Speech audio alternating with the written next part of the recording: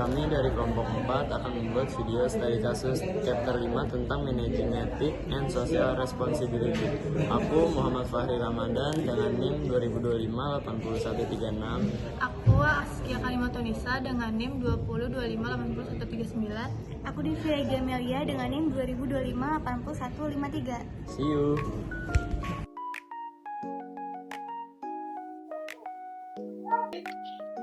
Ini aku udah finalisasi yang Asma untuk posisi manajer pemasaran. Nah, kandidat ini punya skor yang tinggi, terus dia juga memiliki kualifikasi yang sertifikat tinggi. Hasilnya bagus Devi, tapi pada divisi kita memberikan hal khusus. Beliau minta agar kita memilih kandidat B. Kandidat B, itu kan keponakan dari direktur operasional Kia. Skornya aja jauh di bawah standar. Kalau kita milih kandidat B, kita berarti melanggar polisi B, HRD kita sendiri dong, yang menekankan kompetisi dan merit. Saya tahu ini adalah konflik of interest, tapi Kia sangat menekankan pentingnya loyalitas dan networking. Jika kita menolak, kita baru bisa mendapatkan sanksi atau dipersulit di kantor ini. Ini adalah cara manajer konvensional bekerja, Dev.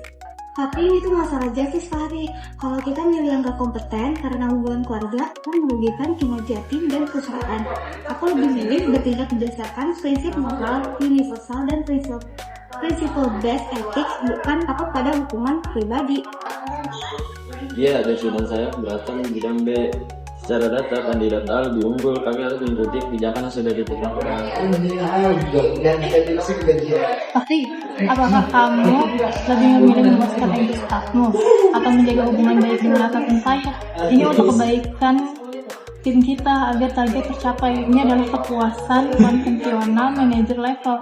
Fokus pada kepatuhan aturan kelompok.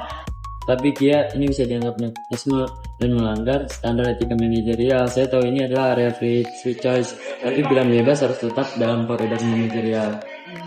Look, lakukan saja, atau saya akan anggap kamu tidak loyal dan tidak bisa mengikuti etika yang saya bangun di divisi ini.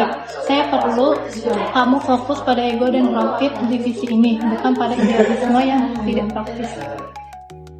Saya harus menolak ini, Ki. Saya harus menjadi teladan etis. Devi benar, kita harus beralih ke pos konvensional manajer.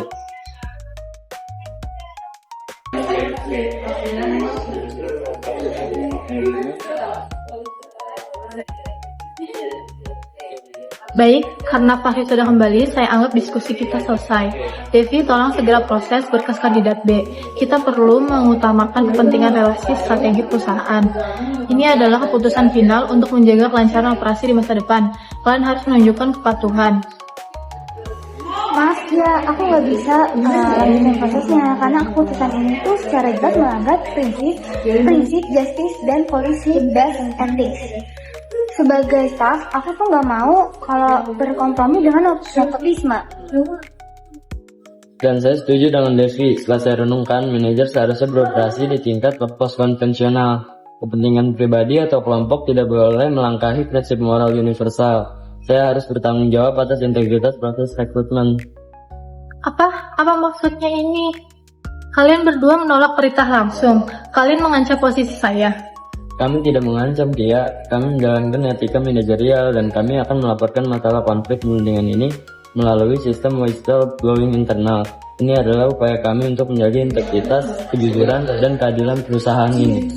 Betul kata Fahri, isu etika itu muncul ketika tindakan individu dapat merugikan pihak lain. Tanggung jawab sosial perusahaan dimulai dari keputusan etis para manajemen.